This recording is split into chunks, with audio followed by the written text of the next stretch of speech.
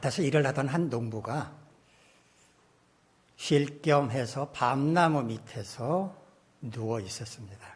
그리고 누워서 이런 생각을 했습니다. 하나님이 천지를 창조하셨다고?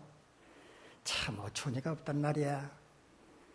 아니 왜 아름드리 밤나무에서는 손톱만한 밤이 열리고 새끼손가락보다도 가는 호박넝쿨에서는 커다란 호박이 열리는 거야. 내가 하나님이라면 호박넝쿨에서는 손톱만한 호박이 열리고 밤나무에서는 호박만한 밤이 열려서 밤 한 개로도 여러 사람이 나눠 먹게 할 텐데 말이야. 뭐 이런 생각을 하다가 깜빡 잠이 들고 말았답니다. 그런데 갑자기 알밤이 하나가 딱 하고 떨어져서 이 사람이 이마에 떨어졌습니다. 소스라치게 놀라 잠에서 깬 이 사람이 그 자리에서 무릎을 꿇고 이렇게 말했답니다. 아이고 하나님 감사합니다. 만약 밤이 호박만 했더라면 제 머리가 박살이 났을 텐데 이렇게 작게 만들어 주셔서 정말 감사합니다. 미련하고 연약한 우리는 하나님의 지혜를 따라 살아갈 때 가장 바람직한 인생을 살아갈 수가 있고, 하나님의 피조물이기 때문에 하나님의 뜻을 따라 살 때 하나님께 영광을 올려드릴 수가 있습니다. 그럼에도 불구하고 우리는 종종 세상 이치에 대해서 주제도 넘게 이러쿵저러쿵 훈수를 둘 때가 있습니다. 어떻게 감히 우리가 하나님의 지혜를 다 헤아릴 수 있겠으며 그것에 관해서 이렇다 저렇다 비판할 수가 있겠습니까? 우리는 다만 겸손히 하나님의 지혜만을 구하고 그 지혜를 따라 살아가야 합니다. 오늘 이 시간에는 본문 말씀을 중심으로 하나님께서 주시는 지혜에 관해서 함께 생각해 보도록 하겠습니다. 자, 우리 화면을 보면서 본문 13절 말씀 같이 읽도록 하겠습니다. 시작. 너희 중에 지혜와 총명이 있는 자가 누구냐? 그는 선행으로 말미암아 지혜의 온유함으로 그 행함을 보일지니라. 우리말로 지혜나 총명은 뭐 같은 의미라고 생각할 수 있는데요. 지혜는 뭐고 총명은 뭔지 헬라어 원어로 살펴보도록 하겠습니다. 헬라어 소포스라고 하는 말을 지혜로 번역했는데요. 이 말은 능숙하고 노련하고 영리하고 지적인 것을 가리키는 말입니다. 또 헬라어 에피스테몬이라고 하는 말을 총명이라고 번역을 했는데 이 말은 뭔가를 알고 생각이 깊고 이해력이 많다라는 말입니다. 뭐 그렇게 해도 지혜와 총명을 구분하기가 참 어렵습니다. 성경이 말하는 지혜란 무엇인가? 하나님의 뜻이 뭐고 하나님께서 기뻐하시는 일은 무엇이며 싫어하는 것은 뭔지를 분별하는 능력을 지혜라고 말합니다. 총명이란 무엇인가? 실제 삶 가운데서 그 지혜를 적용하면서 살아가는 구체적인 실천 능력이라고 말할 수 있습니다. 지혜는 상위 개념, 총명은 하위 개념이다라고 이해를 하시면 되겠습니다. 만약 자신이 지혜와 총명이 있다고 자부하는 사람이라면 행동으로 그 지혜를 보여주어야 한다라고 말하는 겁니다. 어떤 사람에게 지혜와 총명이 있는지 여부는 그 사람의 행동을 보고 판단할 수 있다는 것입니다. 그런데 지혜와 총명이 있는 사람의 행동에는 두 가지의 특징이 있다고 말합니다. 바로 선행과 온유함입니다. 선행이란 말 그대로 착한 행실을 가리키죠. 그런데 이 선자, 한자말 선자에는 착하다는 뜻만 있는 게 아닙니다. 좋다, 옳다, 훌륭하다, 잘하다, 풍성하다, 뭐 여러 가지 좋은 의미가 있는 게 이 선자입니다. 헬라어도 마찬가지입니다.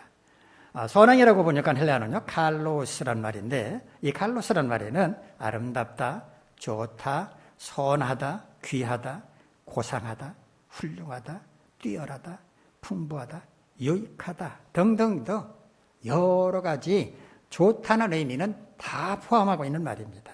영어로 표현한다면 good, good이라는 말과 같다고 할 수 있겠습니다.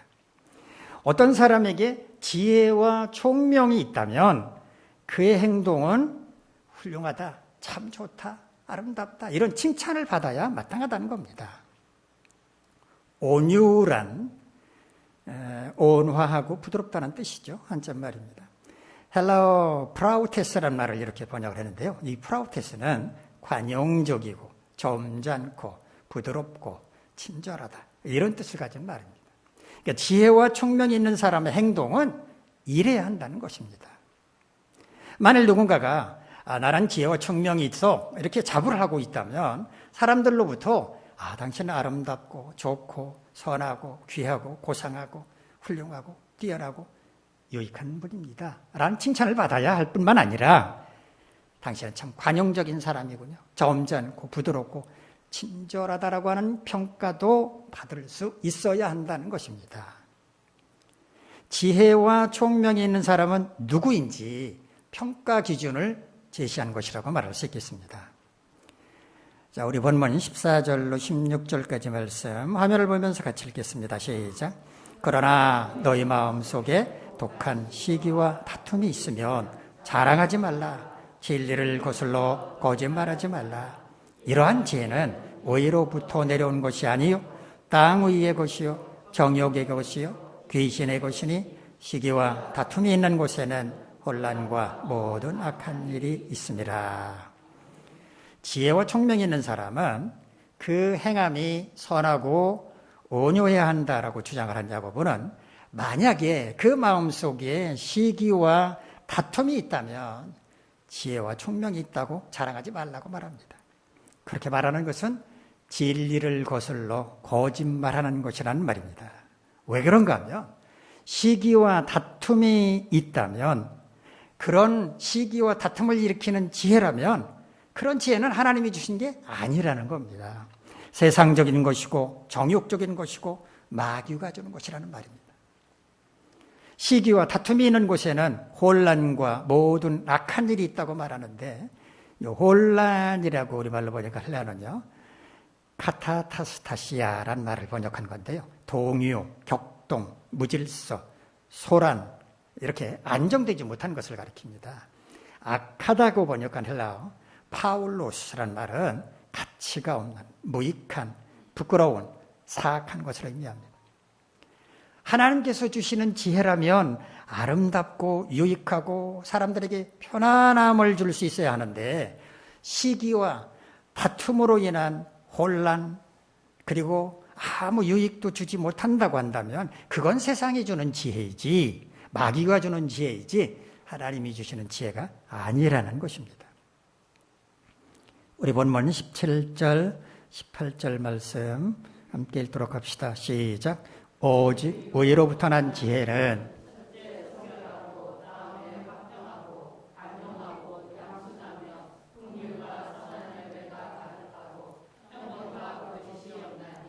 화평하게 하는 자들은 화평으로 심어 의의 열매를 거두느니라. 세상이 주는 지혜, 정욕적인 지혜, 마귀가 주는 지혜가 어떤 것인지를 구체적으로 설명을 한 야고보는 이어서 위로부터 난 지혜, 하늘로부터 내려온 지혜, 즉 하나님께서 주시는 지혜란 어떤 것인지를 설명을 하고 있습니다.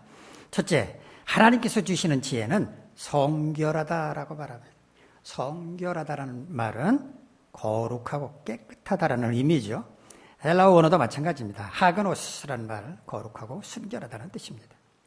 하나님께서 주시는 지혜는 음란, 부정, 악한 정욕, 탐심 이런 것들은 찾아볼 수 없다는 겁니다. 거룩하고 순결함 그 자체라는 것입니다. 만일 그 행함에서 거룩함과 순결함이 나타나지 않는다면 그 지혜는 하나님께서 주신 지혜가 아니라는 것입니다. 두 번째, 하나님께서 주시는 지혜는 화평하다고 말합니다. 이게 화평하다라고 우리말로 번역하려면요 에레니코스라는 말인데요. 평화를 이루고 싶어 한다는 뜻입니다. 사람들과의 관계에서 평화를 만들려는 사람이 있는가 하면 늘 불화만 일으키는 사람도 있습니다. 그냥 넘어가도 될 일을 굳이 긁어서 부스럼을 만들어서 문제를 일으켜야만 속이 시원한 사람, 어찌 보면 심술궂은 악동과 같은 사람입니다. 예수님께서도 마태복음의 산상수훈에서 화평케 하는 자는 하나님의 자전하고 일컬음을 받을 것이다 라고 말씀을 하시기도 하셨는데요. 사람들과의 관계에서 어떻게 해서든지 평화를 이루고 싶어하는 사람, 그 사람이 하나님께서 주시는 지혜가 있는 사람이라는 말입니다. 세 번째, 하나님께서 주시는 지혜는 관용하다라고 말합니다. 관용이라고 하는 말은 남의 잘못 따위를 너그럽게 받아들이거나 용서하는 것을 가리키는 말이죠. 주로 명사 형태로 사용을 하지 오늘 본문처럼 관용한다 이런 형태로는 거의 우리는 사용하지 않습니다. 하지만 관용한다라는 말이 없는 건 아닙니다. 있습니다. 남의 잘못을 너그럽게 받아들이거나 용서한다라는 뜻입니다. 헬라어 원어로는요, 에피에이케스라고 하는 말인데 이 말은 적당하고 공정하고 알맞다 이런 의미입니다. 그리고 더 나아가서는 사려 깊고 남을 배려하는 태도를 가리키기도 합니다. 상대방을 배려하려면 자신의 욕망을 절제를 해야 하죠. 불편하더라도 참아줘야 합니다. 그런 아량이 필요한 것이죠. 결국 그런 태도가 평화를 만들기도 합니다. 하나님께서 주시는 지혜는 바로 이런 배려와 아량이 있다는 것입니다. 네 번째, 하나님께서 주시는 지혜는 양순하다고 말합니다. 양순하다라는 우리말은 성질이나 마음씨가 어질고 순하다라는 그런 의미입니다만은 헬라어는 약간 뉘앙스가 다릅니다. 헬라어 유페이데스라고 하는 헬라어는요, 복종할 준비가 되어 있는 것, 쉽게 설득되어지는 것, 순종 잘하는 태도, 이걸 가리키는 말입니다. 전체적으로 보면 순종의 방점이 찍혀 있습니다. 자기 주장을 관철시키기 위해서 상대방을 억누르지 않고 평화를 만들기 위해서 혹은 배려하기 위해서 상대방의 뜻을 따르려는 태도, 대의에 순종하려는 것, 이것이 하나님께서 주시는 지혜를 가진 자의 태도라는 것입니다. 다섯 번째, 하나님께서 주시는 지혜는 긍휼과 선한 열매가 가득하다고 말합니다. 긍휼은 다른 사람을 불쌍히 여기는 것이죠. 그 사람의 형편과 처지를 동정하는 것입니다. 우리가 흔히 어떤 사람을 평가할 때 이렇게 말합니다. 인정이 있는 사람이야. 혹은 인정머리가 없어. 그렇게 말을 합니다. 인정이 뭡니까? 인정이. 사람이 본래 가지고 있는 감정이나 심정 혹은 남을 동정하는 따뜻한 마음을 인정이라고 합니다. 사람이 본래 갖고 있는 감정이나 심정이라면 누구나 똑같이 있어야 되는 것 아닐까요? 그런데 왜 어떤 사람은 인정이 있고 어떤 사람은 인정이 없을까요? 하나님께서 주시는 지혜를 따르는 사람에게는 인정이 있고 세상의 지혜를 따르는 사람에게는 인정이 없다고 말할 수 있겠습니다. 누구나 남을 동정하는 따뜻한 마음을 갖고 태어납니다. 그것을 인지상정이라고 합니다. 사람이라면 누구에게나 있는 마음입니다. 만일 하나님의 지혜를 따른다면 그 마음은 그대로 있겠지만 시기와 다툼과 탐욕이라고 하는 세상 지혜가 그를 사로잡는다면 그런 마음, 인정, 그 마음은 다 사라지고 만다는 것입니다. 대개 순탄하지 못한 삶을 산 사람, 온갖 풍파를 다 겪으며 살아간 사람일수록 이 인정이 무뎌지거나 혹은 메마를 수 있습니다. 인정이 없는 사람은 선한 일보다는 악한 일을 더 많이 합니다. 그러나 하나님께서 주시는 지혜는 긍휼과 선한 열매를 많이 맺는다는 것입니다. 여섯 번째, 하나님께서 주시는 지혜는 편견이 없다고 말합니다. 편견이 없다라는 말은요, 헬라어 원어로 보면 아디아크리토스라고 한 말을 번역을 한 건데, 이 말은 헬라어에서는 부정 앞에가 아라는 말이 붙으면 부정적인 의미가 있으면 아니다라는 뜻인데, 아라는 접두어와 구별한다는 디아크리노라는 말이 합쳐진 것입니다. 구별할 수가 없다, 분반하기가 어렵다, 그런 뜻입니다. 구별할 수가 없어서 분간할 수가 없어서 똑같이 대한다. 그런 의미로 편견이 없다는 의미로 확대가 됐습니다. 많이 배운 사람이든 적게 배운 사람이든 부유한 사람이든 가난한 사람이든 잘난 사람이든 못난 사람이든 차별하지 않고 똑같이 대하는 것, 이것이 하나님의 지혜라는 것입니다. 남의 잘못에 대해서는 눈에 불을 켜고서 지적하고 심판하면서도 자신이 잘못했다고 지적을 당하면 뭐 별거 아니라고 치부하는 것, 이것은 이기적인 세상의 지혜에 찌들었기 때문이라는 말입니다. 공의로우신 하나님처럼 의로움이라고 하는 잣대를 누구에게나 동일하게 적용하는 것, 공정과 상식이 통하는 세상을 만들어가는 것, 이것이 바로 하나님의 지혜라는 것입니다. 7번째, 하나님께서 주시는 지혜는 거짓이 없다고 말합니다. 거짓이 없다라고 하는 말은 헬라어 아니포크리토스라고 하는 말을 번역을 한 건데, 역시 이것도 앞에 아가 붙어 있습니다. 부정접도 아가 붙어 있는데요. 뒤에 꾸민다라는 휘포크리노마이라고 하는 말이 붙어진 것인데, 꾸미지 않는다는 뜻입니다. 가식이 없다는 것입니다. 있는 그대로의 모습을 가리킵니다. 위선적이지 않다는 것입니다. 자신을 좋게 보이려고 꾸민다거나 사실을 숨기려고 한다면 그거는 하나님의 지혜가 아니라는 겁니다. 마귀가 주는 지혜라는 것입니다. 있는 그대로의 상태를 솔직하게 보여주는 것, 그것이 바로 하나님의 지혜라는 말입니다.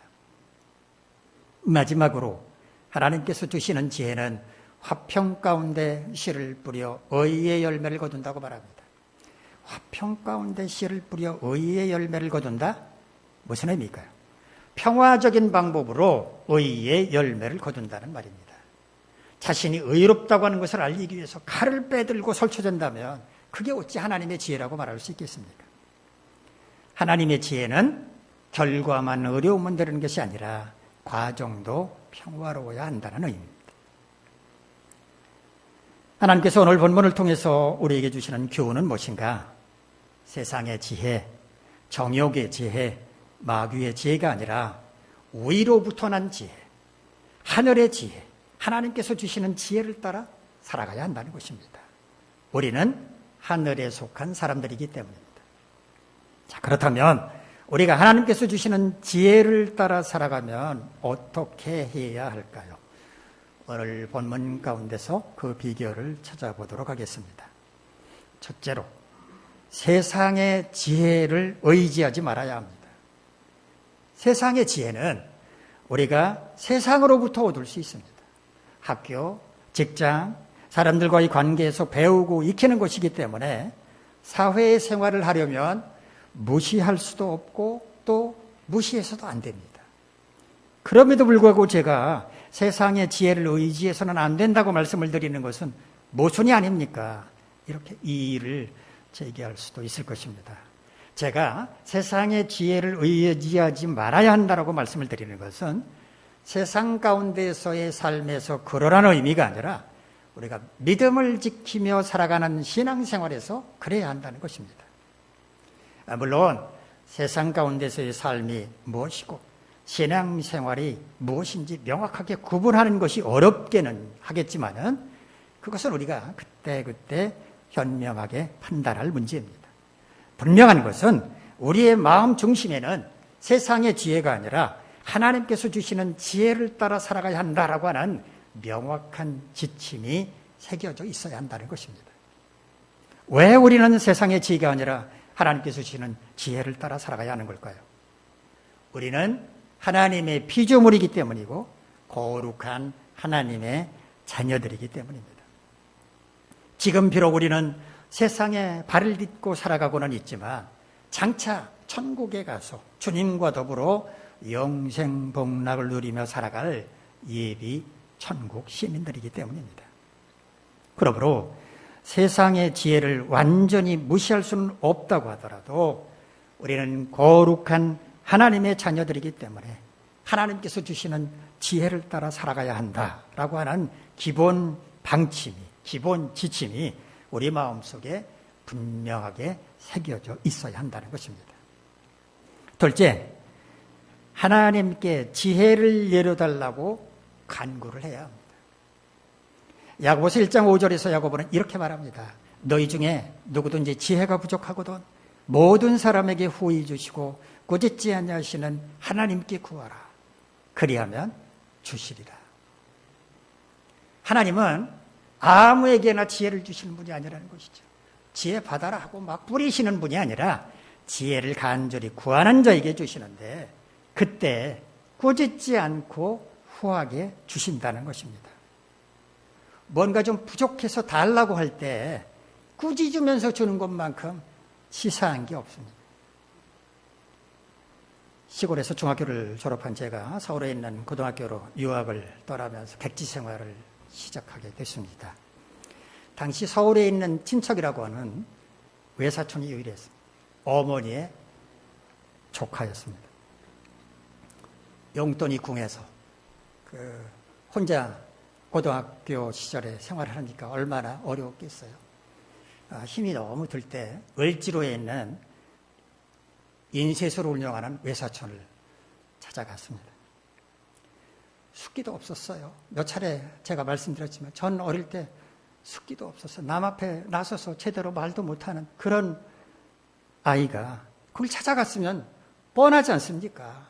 아유, 본인도 알 거 아닙니까? 얘가 왜 찾아왔을까 뻔할 텐데. 얼굴 표정 보면 알 텐데. 그거 야 힘들지. 그 용돈 쥐어줘서 보내면 얼마나 좋겠습니까? 그런데 우리의 외사촌은 저를 앉혀놓고 장장 1시간 동안이나 이 얘기를 늘어놓았습니다. 뭐 좋은 얘기였습니다. 네가 집안을 생각해서 집안의 대표 선수로서 열심히 공부해야지. 그래야지.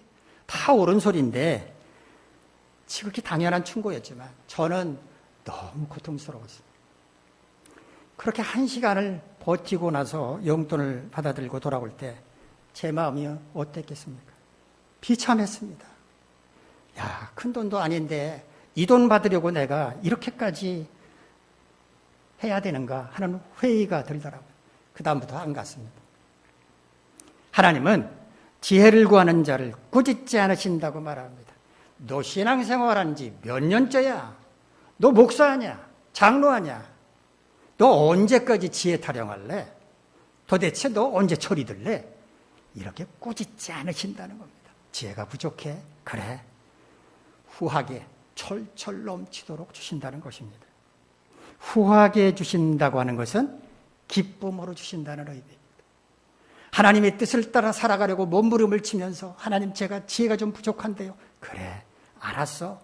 기쁜 마음으로 풍성하게 주신다는 것입니다. 열왕기상 3장을 보면 솔로몬이 아버지 다윗 왕의 뒤를 이어서 이스라엘 왕으로 취임한 후에 기브온 산당에 올라가서 제사를 드리는 이야기가 나옵니다. 당시에는 성전이 없었습니다. 그래서 산에 있는 제단에 가서 제물을 바치고 제사를 드려야만 했습니다. 이때 솔로몬은 아주 큰 규모의 제사를 드렸는데 성경은 이를 가리켜서 1000번제다라고 말을 합니다. 1000번제란 하나님께 드린 희생제물, 번제물의 숫자가 1000마리에 달할 정도로 규모가 큰 제사라는 의미입니다. 과거 제가 어릴 적만 해도 1000번제 헌금을 드리는 분들이 있었습니다. 1000번제 헌금이 뭔가 봤더니 매일같이 봉투에다가 얼마씩 넣어가지고 뭐 새벽에도 재단에 바치고 주일 재단에 바치고 그러더라고요.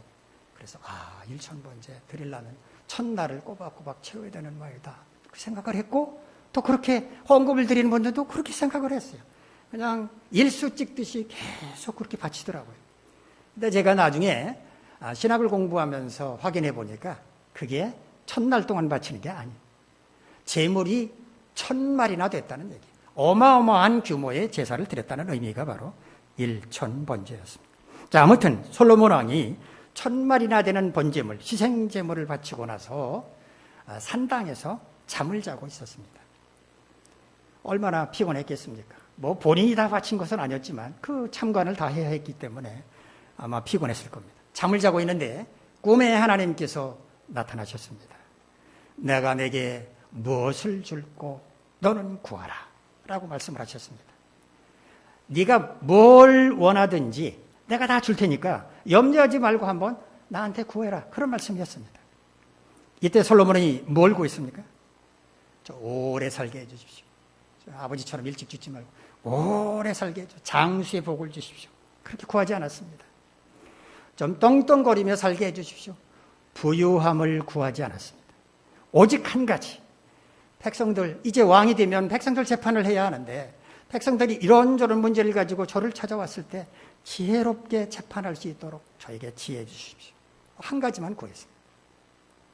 하나님께서 이런 솔로몬에 대해서 감동하셨습니다. 자기 자신을 위한 것은 요즘 말로 하면 일도 구하지 않고 오직 백성을 잘 다스릴 지혜만을 구했기 때문입니다. 하나님은 솔로몬이 원한 지혜와 총명을 주시되 그 전에도 없었고 앞으로도 없을 전무후무한 지혜를 주시겠다고 약속을 하셨고요. 덤으로 보너스로 부귀와 영광도 주시겠다고 약속을 하셨습니다. 아시는 것처럼 성경에서 가장 부귀영화를 누린 사람 솔로몬 왕입니다. 이와 같이 하나님은 구하는 자에게 지혜를 주십니다. 그것도 후하게 풍성하게 주십니다. 그러나 하나님의 지혜는 반드시 기도를 통해서만 얻는 것은 아닙니다. 다양한 방편들을 통해서 하나님의 지혜를 얻을 수 있습니다. 하나님의 말씀을 읽고 묵상할 때, 지금처럼 선포되는 말씀을 들을 때 깨우침을 통해서 하나님의 지혜를 얻을 수도 있습니다. 요한복음 16장 13절에서 예수님은 진리의 성령이 오시면 그가 너희를 모든 진리 가운데로 인도하시리니 그가 스스로 말하지 않고 오직 들은 것을 말하며 장래의 일을 너희에게 알려주실 것이다 라고 말씀을 하셨습니다. 성령께서 진리의 말씀을 생각나게 하시고 깨닫게 해주실 거라는 말씀이었습니다. 뿐만 아니라 자연현상을 통해서 어떤 사건 사고를 통해서 사람들과의 대화를 통해서 지혜를 깨닫게 하시기도 합니다. 이처럼 하나님은 지혜를 구하는 자에게 다양한 방편을 통해 그에게 필요한 지혜를 부어주시기 때문에 우리는 겸손하게 하나님의 지혜를 구해야만 합니다. 셋째, 하나님이 주신 지혜를 따라 삶으로써 구체적인 열매들을 나타내 보여줄 수 있어야 합니다. 씨를 뿌리면 반드시 씨가 자라고 열매를 맺을 수 있는 것처럼 지혜를 따라 살면 반드시 그 열매가 나타납니다. 그렇다면 우리가 하나님께서 주시는 지혜를 따라 살아갈 때 우리에게서는 어떤 열매들이 나타날까요? 첫째는 온유함과 선함의 열매가 나타납니다. 온유함과 선함은 비슷한 유사한 개념이라고 할 수 있는데 조금 더 우리 마음에 와닿는 표현으로 한다면 참 좋은 사람이다, 이런 평가를 받는다는 겁니다. 여러분은 어떤 평가를 받으십니까? 참 좋은 사람이다, 그런 평가를 받으십니까? 참 못된 사람이다, 그런 평가를 받으시나요? 그렇다고 해서 일부러 자기가 좋은 사람이라고 꾸밀 필요는 없습니다. 하나님의 지혜를 따라 살아가면 꾸미지 않더라도 자연스럽게 좋은 사람이라고 하는 평가를 받을 것이기 때문입니다. 왜 그런지 아십니까? 하나님의 지혜가 우리 속에 온유함과 선함이라고 하는 좋은 성품이 뿌리를 내려서 잘 자랄 수 있도록 역사하기 때문입니다. 그 온유함과 선함이 우리의 말과 행동으로 드러날 때 사람들은 참 좋은 분입니다 라고 말할 수밖에 없기 때문입니다. 두 번째는요, 순결함과 의로움의 열매가 나타납니다. 순결함과 의로움 역시 유사한 개념이라고 말할 수 있는데 조금 더 우리 마음에 와닿는 표현으로 한다면 부끄러울 게 없는 사람이라는 말입니다. 하나님의 모든 명령을 지키며 살아가기 때문에 흠잡을 것도 없고 책망할 것도 없는 사람, 그래서 떳떳하게 살아가는 사람입니다.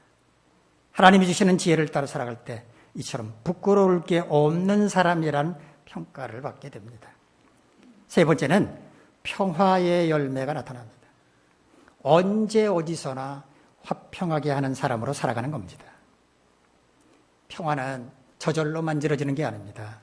양보하고 희생하고 절제하고 협력할 때 평화라는 꽃은 피어날 수 있습니다. 자신이 옳다고 생각하는 것은 절대 양보하지 않습니까? 그런 사람은 평화를 만들지 못합니다. 그런 사람은 하나님이 주시는 지혜가 부족한 사람입니다. 네 번째, 형통함의 열매가 나타납니다.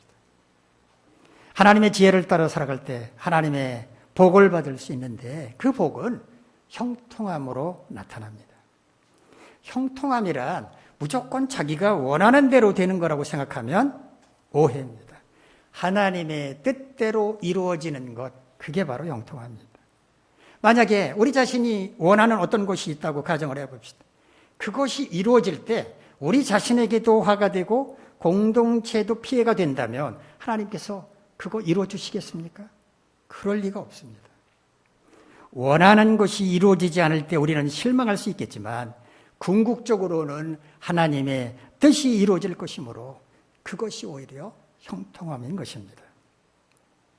우리가 하나님께서 주시는 지혜를 따라 살아갈 때 형통함이란 열매가 나타나게 됩니다.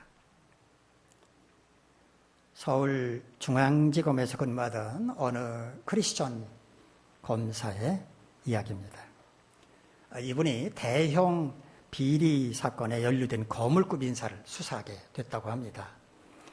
크리스천이었던 이 검사는 수사에 앞서서 하나님께 기도를 드렸습니다. 그랬더니 하나님께서 이런 감동을 주셨습니다.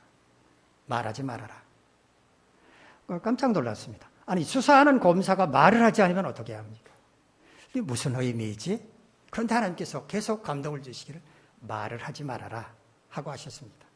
그래서 무슨 하나님의 깊은 뜻이 있겠지 생각하고 피의자를 마주 대하고 말을 하지 않았습니다.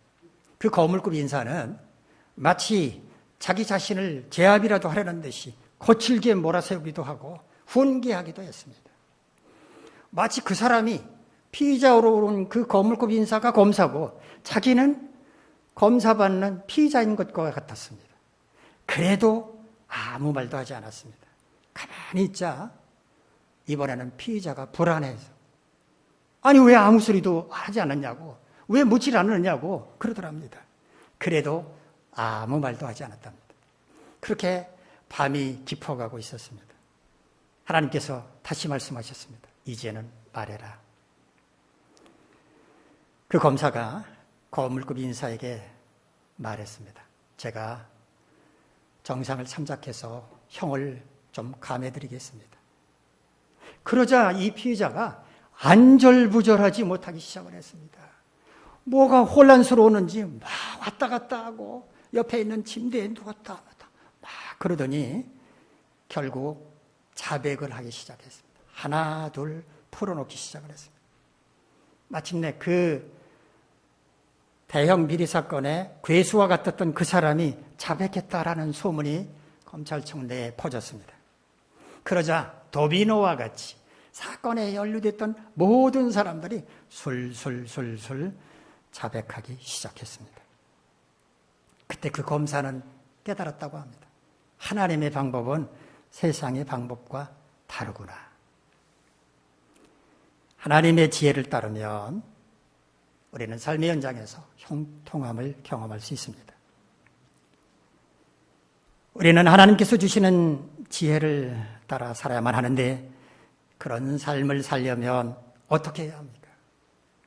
세상의 지혜를 의지하지 않기로 결단해야 합니다. 하나님께 지혜를 달라고 간절하게 기도해야 합니다. 하나님이 주신 지혜를 따라 살아감으로써 온유함과 선함, 순결함과 의로움, 평화의 열매, 형통함의 열매를 나타내 보여줄 수 있어야 합니다. 여러분 모두 이와 같이 하나님께서 주시는 지혜를 따라 살아가시기를 간절히 바랍니다. 기도하겠습니다. 거룩하신 하나님, 우리 모두 세상의 지혜가 아니라 하나님의 지혜를 따라가게 하옵소서. 예수님의 이름으로 기도하옵나이다.